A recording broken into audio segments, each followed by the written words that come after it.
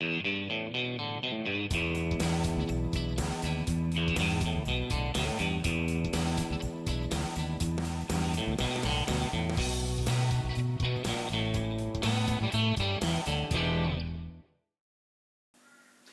YouTubers, it's Harry Houdini here from Australia, and as promised in my What's Up Your Date earlier this month, I'm trying to get back to some of those builds I first started on YouTube, but I just haven't got around to finishing. So I'm going to look at the BT-7 today. Now, when I left it quite a while ago, well, I've been working on the turret and I've been working on the interior, but I had put on those link and length tracks that were supplied in the Zvezda kit, and I really wasn't happy with them.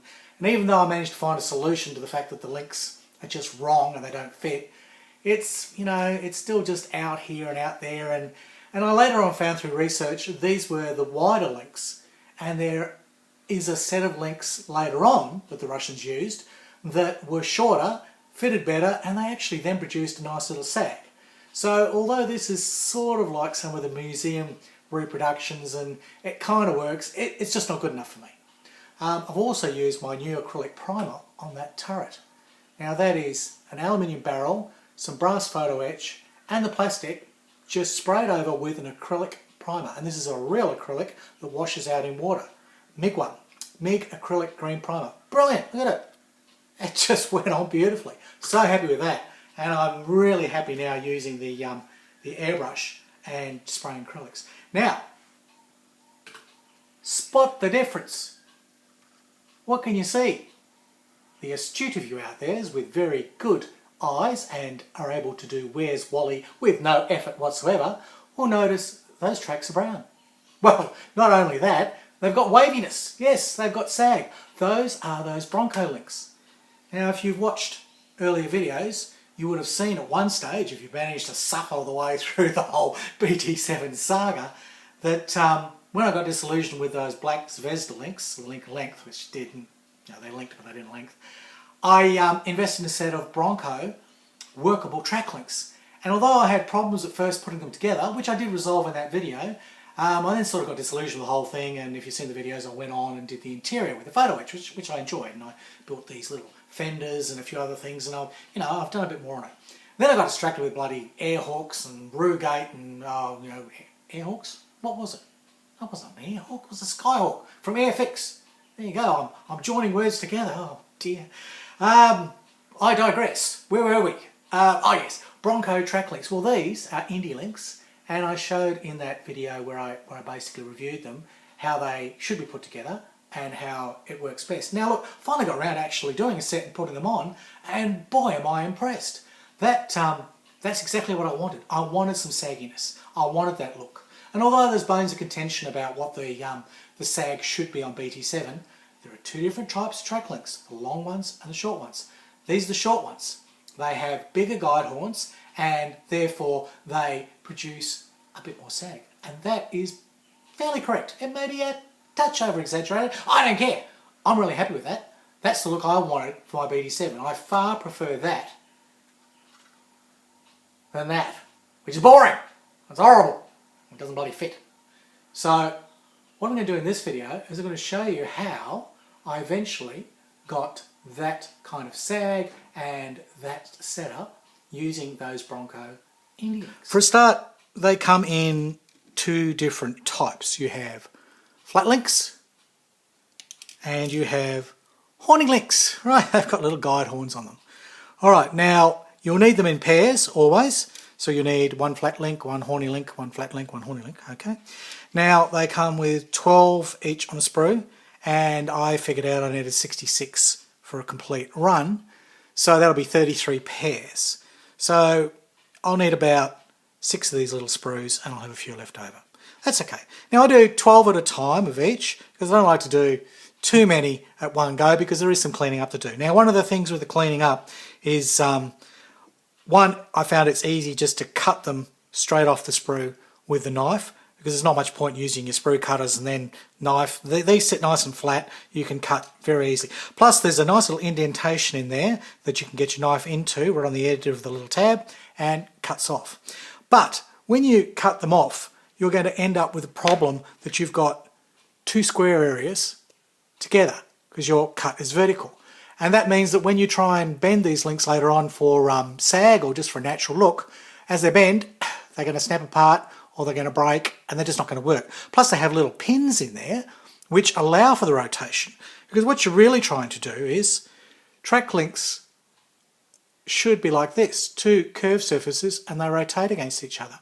Alright, that's the principle of a track link. So you need to get that profile right on the end of each link. And that isn't that hard to do. What I found is, because the parts that you're cutting are on the inside, in all cases, and the two outside tabs on either end are haven't been touched, you can use those as a profile. So you can use your something like a little diamond file here, and you can basically run it back and forth gently, using the outsides as your profile, and you'll only take off the excess plastic for the inside tabs. And then you'll get that nice circular profile, which is going to make it so much easier later on for these tabs to be able to work with the tiny little pins in them, and they will rotate and they will sag naturally, because the sag I managed to get, I did that without any spacers, without having to do anything other than let the pins do their work, and it naturally sagged into place. How about that? Alright, so how do I assemble? Well, I use my tried and trusted method of some tape, sticky side up, down on my cutting mat, which I hold in place with a few other pieces of tape, and then the important thing is I use a metal, not a plastic, I use a metal rule because it's got a good amount of weight and it won't stick with the plastic cement, and I put that over the top edge of the tape, which holds everything in place and gives you a nice little workable sort of jig to push your links up to. Now, putting the links in is fairly easy. The horny ones you can pick up by the guide horn, nice and easy. Now, don't go vertical and snap them in like you do with magic tracks, because if you do that you're going to break those little pins which allow them to pivot, and that's really important. Whether you're going to make them as workable or, as I'm going to do, I am going to cement them and then bend them, those pins really help in getting the natural sag. So come in horizontally and slide them in. Now for some reason that works better than vertical. When you go vertically you snap off those pins. I know, I tried it a couple of times and was pulling my hair out. When you go in level and slide in, maybe it's a gentler sort of movement, don't know, maybe because you're holding the two together, don't know, but whatever it is, it works. So that's the slidey thing. Now, to put the flat track links on, well, you haven't got a guide horn, so I use my little trusty wax pencil and I use that to pick them up, and then again I can get it in fairly close, and then using my tweezers I will again slide the little fellas in. And the low-tack tape just holds everything in place. So there you go. That's all there is to it. So I'll get on with this and I'll finish all of this run of 24, and then afterwards I'll show you how I got that natural sag, and it was so easy with these workable track links. Well, it's taken me about another half hour, but I've managed to clean up all the links and then assemble them along my rule. There's a few that are hanging over the end, and I didn't stick those down because I thought I'd show you exactly why it's really good to have those pins in. These aren't glued, right? Those pins work. They actually make these tracks workable.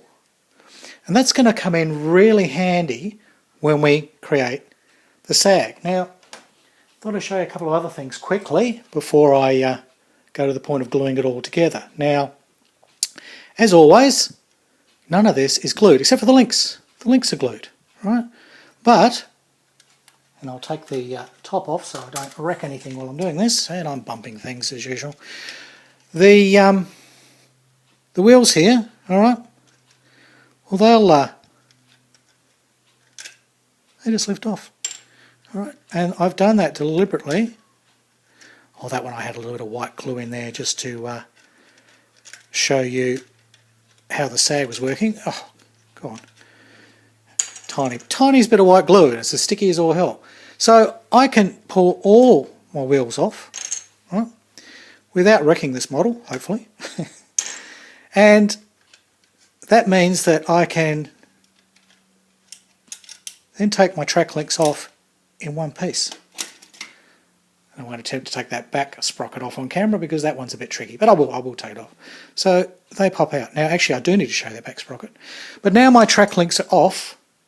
See, they're holding their shape, they've got their waviness, and I can paint those and weather those up just like I've done with every other vehicle I've made. I'll show you how to do that as well next time. Now this back wheel, I need to show you something about it. Whether this will actually show up on camera. This back end here is missing one of these. There's one there, and if you can see it, there's one there. And there are little bars inside there which are designed to grab hold of the horns, the guide horns, and that's what turns the tracks.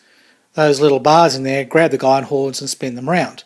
So that's what was required for those other track links that were on there. There's the ones from Zvezda, which were the longer length ones. Now the trouble is putting the shorter length ones in, I found the spacing from here to here and then to here didn't work with the width of the links. So I had to remove this middle grab bar here.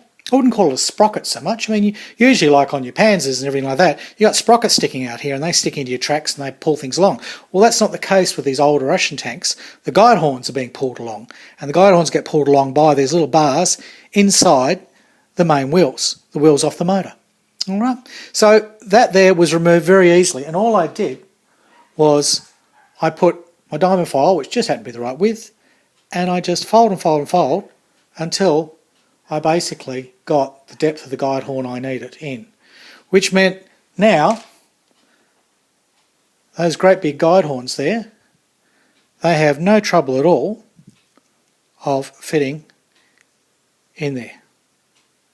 Well, easy as that. 15 minutes have elapsed, mere seconds for you in the Magic Television, and I am ready to start lifting these links up.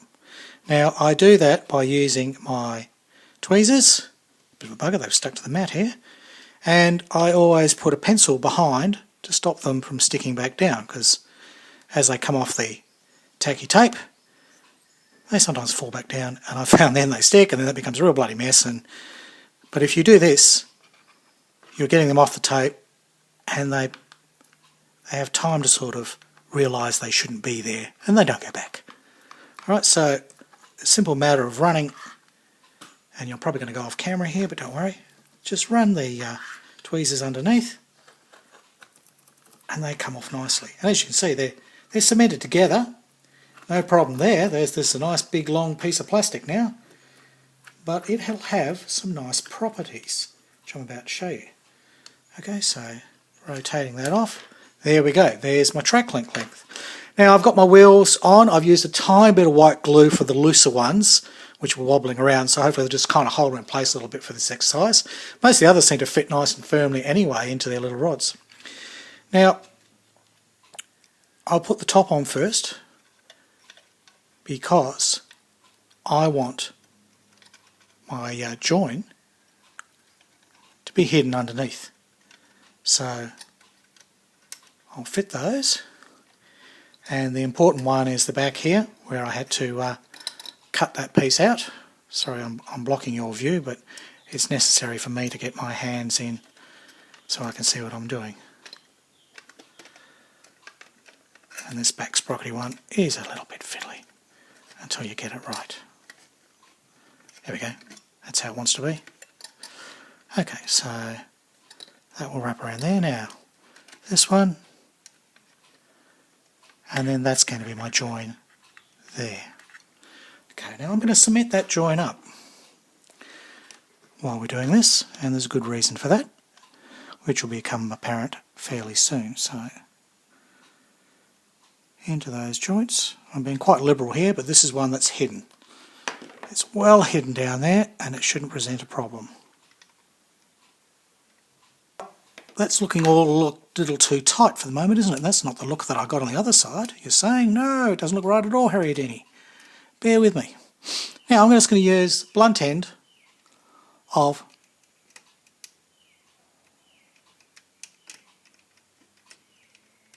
the tweezers.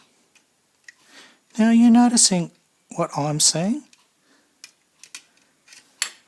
these links, because they've got those,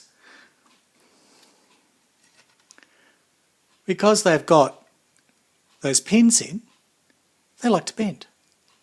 They like to sit in positions. And because I've got the little bit of tackiness now, they try to bend and hold positions without much else. So I've got the waviness that I wanted. It's very easy to achieve with these Bronco linkable track links. And they really assist in getting a nice natural kind of sag. I'm impressed, I really am. So if you're building a Zvezda BT-7 or probably any kind of BT-7 kit, and if you get the Bronco aftermarket track links, this is how good they can turn up. All right. Well, if you want sag, I want a sag. Isn't sag good? Sag's good. You don't want them straight and boring. You want bumpiness. At least I do. So that's about all I've got time for this episode of the BT-7 saga. And anyhow, I need those to set overnight. I really like to leave my track links in place and let them really have time to cement in place. And I've propped up the other side of the tank so it's nice and level, and so that it's cementing exactly the way it should. So we'll come back in the next video. I'll have both sets of track links all done, and we'll probably start weathering them and getting on with the rest of the photo etch, and then the final paint and camo. Not much to do. All right, well that's it for now. It's goodbye from Australia, and it's hooroo from Harry Houdini.